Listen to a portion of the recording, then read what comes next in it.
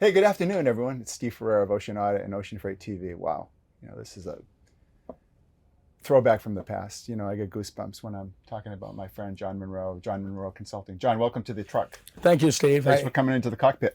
Yeah, it's pretty impressive. I really like it. It's been a long time. Yep. We've known each other for some 42 years, maybe. Is that right? We started together at U.S. Yeah, Lines. 1983, was it? Yep. And it's funny, we were just talking off camera, John, about the training program. And, I want to tell our audience about, the dynamics and logistics. Here we are at TPM, and I heard you say it's your best TPM ever. Yes. It's my best TPM ever as well. And I just heard another person say it was their best TPM. Well, I don't know about them, but I know about you and me. I know that for us to say that we have 40 plus years in the trade, for us to say that, it must be the fruit of all our work, the fruit of our hard training, the support of our families, our international cultures and backgrounds, and everything that you and I have embraced. And I want to talk to the audience a little bit about that, because I think one of the things about TPM and transportation and ocean freight in general is it lacks that personalized touch. John and I are all about relationship building. And one of the things that we learned is trainees. And we were just talking about how people get trained in something. And, John, it's interesting because I have a lot of clients, for example, where, let's say, at BCO XYZ, the person might have been in the finance department, and they transitioned them into the logistics department because they want to cross-train that person. But in our day, it was different. John and I went through operational training, how to maneuver the ship and park the ship. And we didn't drive the ship, but we're talking about operationally. We learned at the port. We learned operations. We learned how to manage chassis pools and all the idiosyncrasies about how to run a container ship operation. And John, tell me a little bit about how that benefited you, all that training. Well, it's just like some of the things I do today in terms of writing my newsletter. I don't have to think twice about how a ship operates. I don't have to think twice about, and of course I went on to forwarder training and things. It's amazing to start that way. And there's no company that does that today, to where you go through the company and you learn every facet of that company, and then they send you out to. Of course, they gave us suits, so that was a great feature. I left college starting a Volkswagen Bug, and it gave me a company car, suits, training. It was incredible. Yeah, and I think it was one of those things where, and the audience really has to kind of embrace this. My story was unique in that I had the chance to go to work out of college for like Procter & Gamble, Time Magazine, Joseph Seagram's, Procter & Gamble. I had some great offers. But I remember back in 82, I think they were offering 14 to 15,000. All of a sudden, this ocean vendor comes around, U.S. Lines, and they say, oh, you can make 16 as a salary and then 16,000 as a bonus. That's exactly right. And it's like, this guy's Russian studies, one of the smartest guys I know. And he and I are working for the steamship line because they pay great and they train great. And it was a no-brainer for us. Well, it was, we got what? We got our base, which was in line with everybody else's base. And then we got plus. We got double for the bonus. Based on the company performances. And, I think that even back in 1982, John and I were looking for angles that, would benefit us and our families. And, John went on to invest greatly in real estate. He has his own successful Jon Monroe Consulting Company, which I want to talk to you a little bit about in later on in the Sure. segment. But here we are at TPM, and we're having the best years of our lives. We're past 60 years old. Both of us are, have young children, and John. I was just telling somebody, the age of our children that keeps our vibrancy alive. What do you think? What's your take? Absolutely. I keep pushing this. I got a 12-year-old son. Your children. I got 10, 12, yeah, and 10, 12. 18. Yeah. And this is a time of our life that we're at our peak. We're enjoying what we do, and I still spend time with my children. Yeah. Yeah.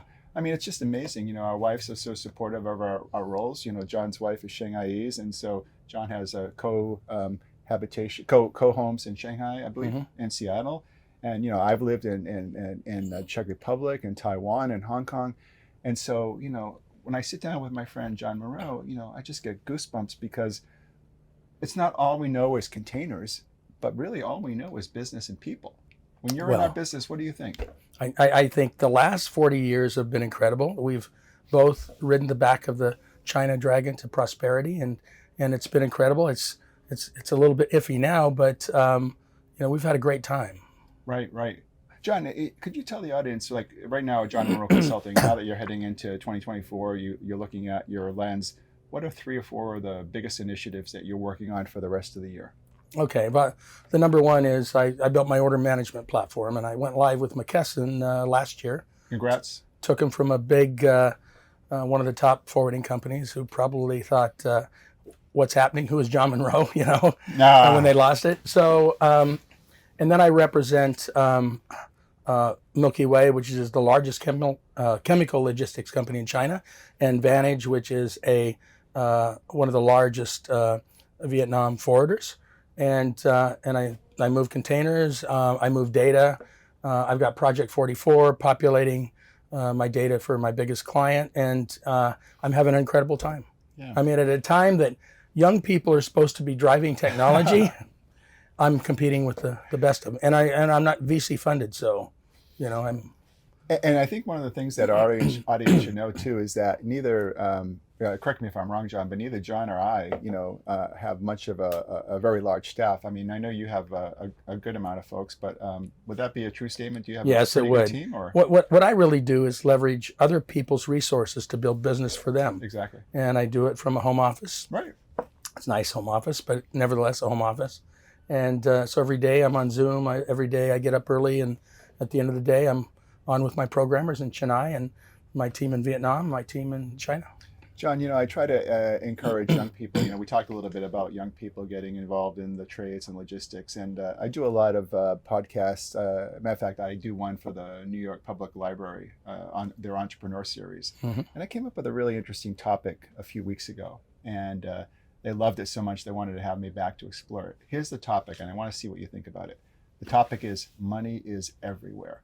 And the reason why I came up with that topic is that I believe, you're sitting, living, breathing example. You're sitting in your home office. You have multiple sources of income, multiple sources of revenue stream. You're grabbing money here, you're grabbing money there. Not that you're grabbing it, you're earning it and creating it. But give a vision for how people can multitask and get into that revenue stream like we've enjoyed. Well, you read about it, and people like Warren Buffett talk about it, but it's really a matter of, and I wish I would have acquired this kind of momentum earlier. Same here. But you're building multiple revenue streams. You're not working for somebody else. I went to work for myself in 1998. Yep. But I would take on one client at a time, and then pretty soon I learned that I need to build multiple revenue streams, whether it's in real estate or logistics or technology. And today I feel incredibly lucky. I've got a great family, and I'm able to make more money than I ever thought I would make. What do you think is the secret to that, though? I mean, I look at it the same way. Matter of fact, I said to myself that, gosh, I had a great 2023. Here we are in 2024. And I've almost made as much as in 2024 than I made the whole year last year. And I think to myself, how can this be? How do you dimensionalize the creation of wealth, and how do you manage it in a way that it keeps you humble and it keeps you fired up? I'd say 2 things. First one is no fear. You just do it. I love that. And the second one is momentum. Once you have a certain amount of momentum, once you have a certain amount that you've, it's just like people say, once you get to a certain level of income and money, right, it sort of breeds upon itself.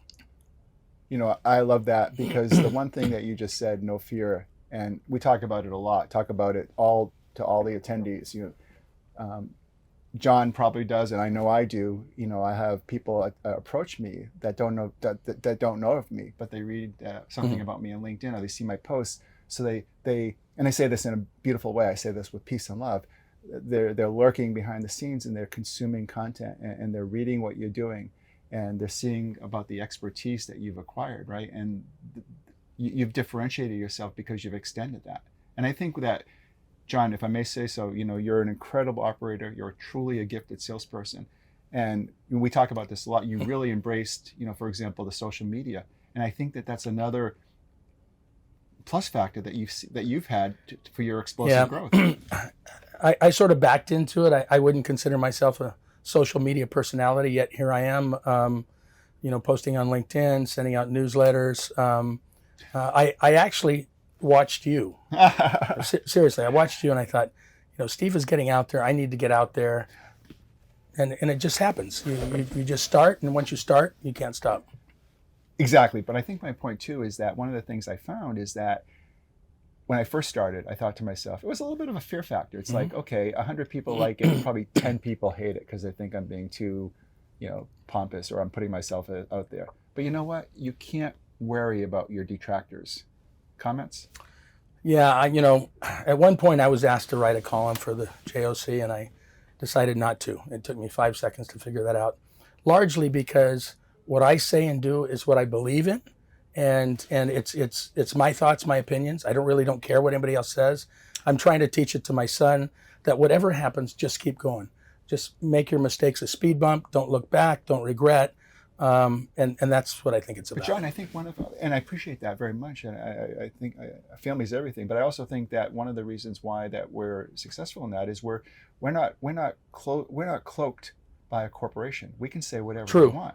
True. And with peace and love, 90% of the people that are employed out there, they have to go through a PR agent. They have to go through their PR person if they want to say something. Right. And even great people like Eric Johnson, Yep. and some other writers for other papers, they have to set up their own blogs, and they have to say their opinion is not the opinion of their publisher. It's funny because people come to me and they say, John, I love what you write because you're honest. And I think the point is that you're putting things out there that most people can't put out there. And they can't put them out there because either they're tied to somebody, whether it be an advertisement or whether it be they've got business from them. So they really can't form an opinion that is any different than what the general thought process is. Right. So. Right. But I think that at the end of the day too, it's almost like, I've had a few people come by the truck today, some BCOs. They would come by in groups of 5 or 6, the same company, but six or seven people. And it's interesting. I learned, I guess, sort of from our days together, how to engage all 6 at the same time. That's really a hard skill. Yep. And I've seen you do it a lot. You're really good at kind of, forgive me, no word. The first thing that came to me is like coming from the pulpit, right? You're really good, with your folks in front of you, and just the minute when I saw you outside talking to those new gentlemen, you almost preempted what he was going to say. You have a sixth sense what's happening, don't you? I think over time you get a bit of a sixth sense. I think also, what really helped me was the initial training at Doug Lewis training that we had, if you recall. Oh, yes. And that was pretty intense, but you never forget it. I mean, it's, those days when the role playing with the sales role playing and then having to go out on the road. I mean, once you've done that for so long, I think nothing's difficult. But John, do you ever think though, like at conferences like this where, I know you go balls out, you go all the way out, you give it all your all. When you get back on that plane and go home, is it as easy the next day to just poke up and wake up, or do you have tell me about, because I know what you're going to say. Go ahead. When I go to TPM, I generally am here for a week. Right. Actually, 10 days. Right. And I have meetings before, I have meetings during, and I have meetings after.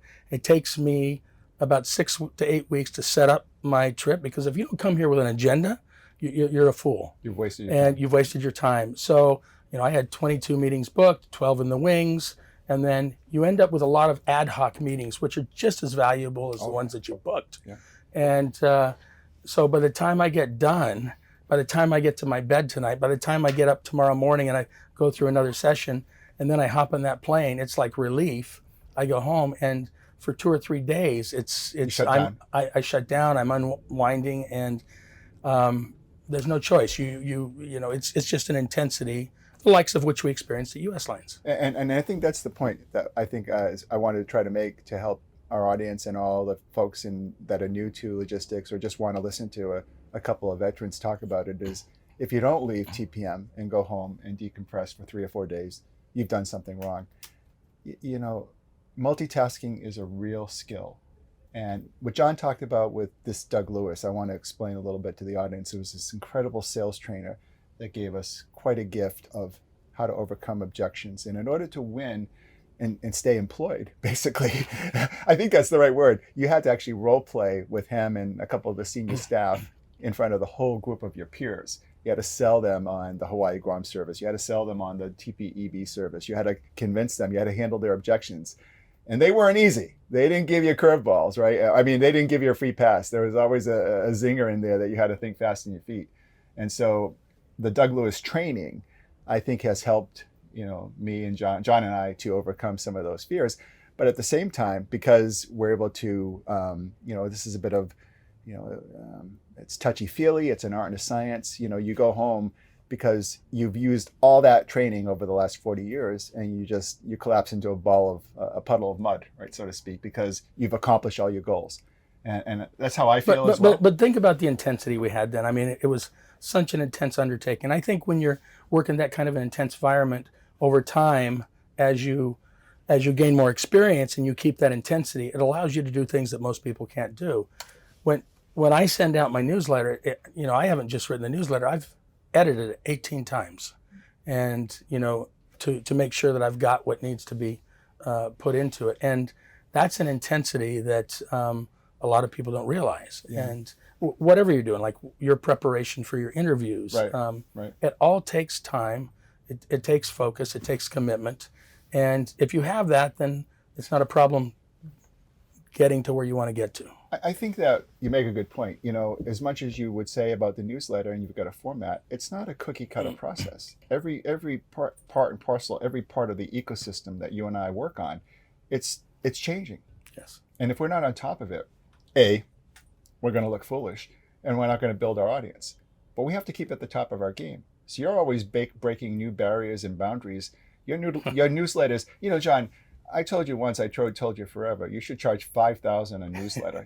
He gives the thing away for free. I mean, use this guy. Well, the reason I do that is because there's so much misinformation in our industry, and you've got a lot of the major media as well as others. I started this under COVID with 18 email addresses just to keep people apprised of what was going on in China after COVID.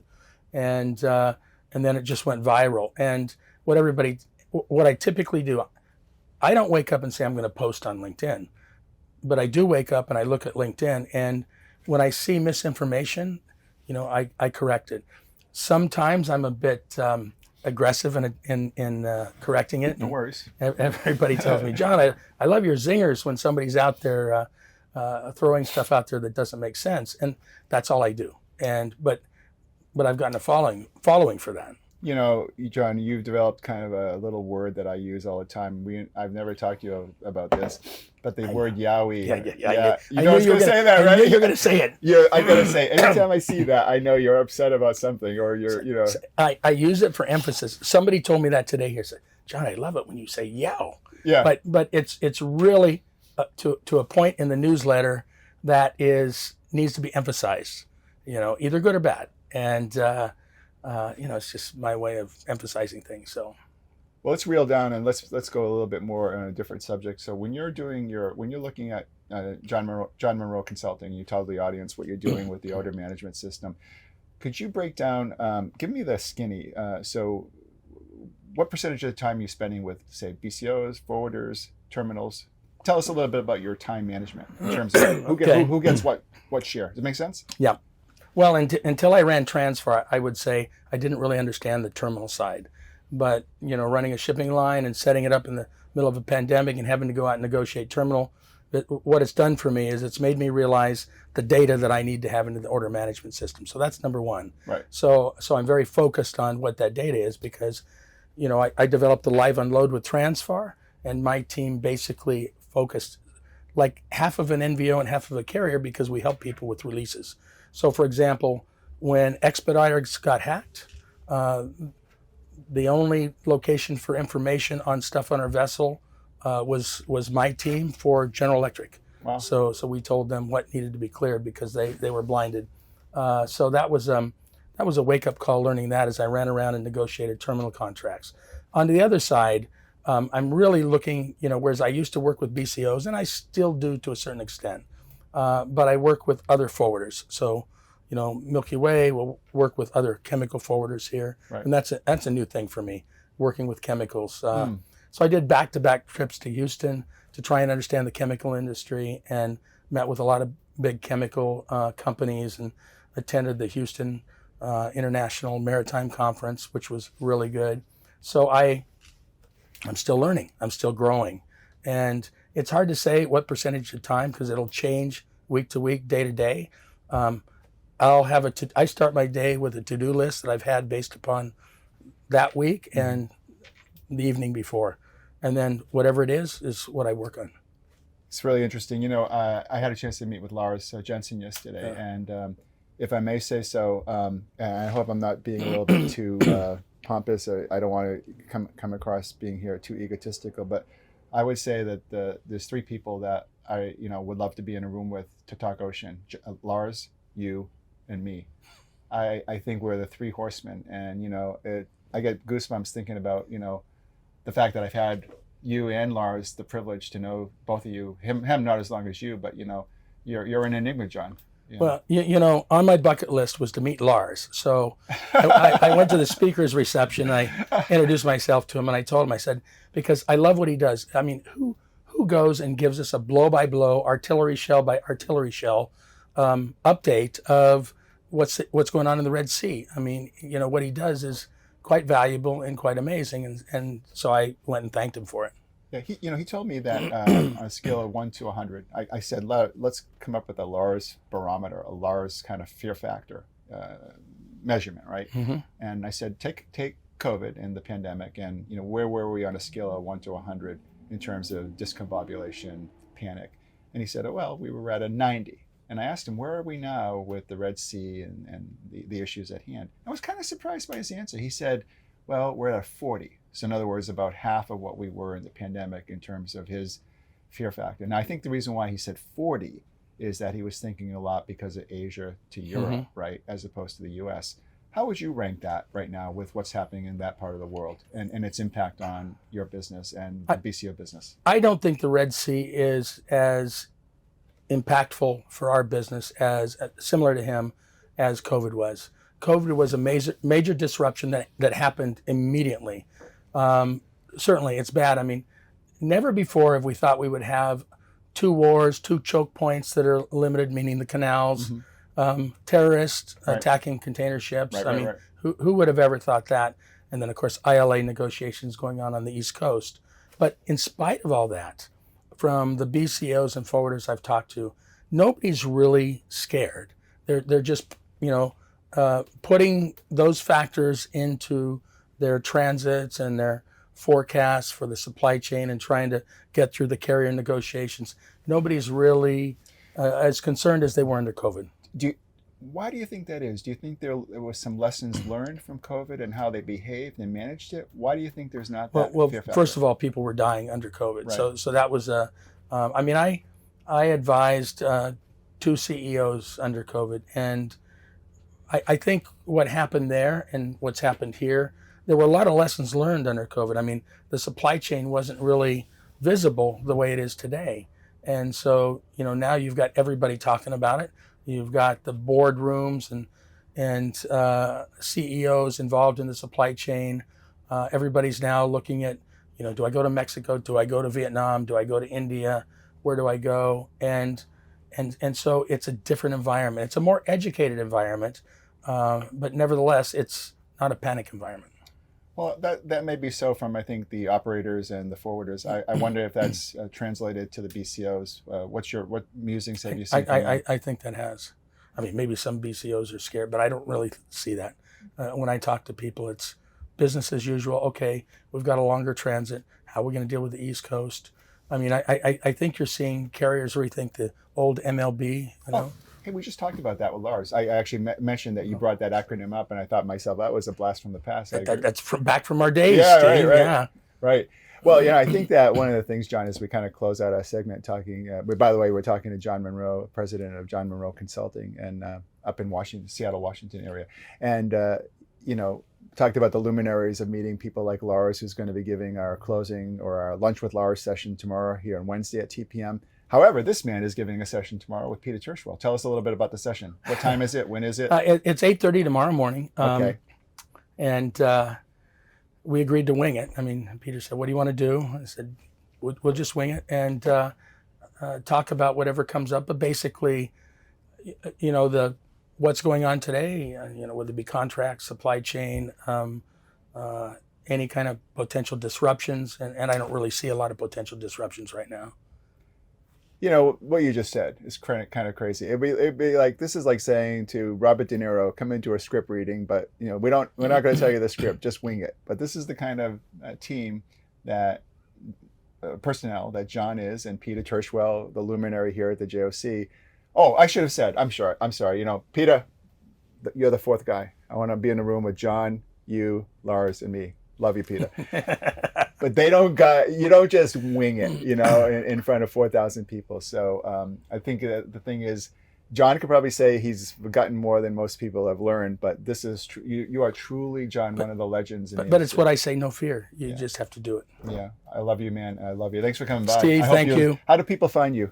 Well, you can find me at on my email at jon@jonmonroe.com, but the easiest way is just connect with me on LinkedIn. Yeah, Jon's great on LinkedIn. He's built up great talent, great content and followers. And, contact me, contact Jon. And if you want to know more about Jon and you're one of my clients, reach out. And if you happen to have some BCO interaction with Jon and you want more information on recovering lost refunds on ocean freight, don't hesitate to contact me. Jon, it's been great to see you. I do have one thing to Please.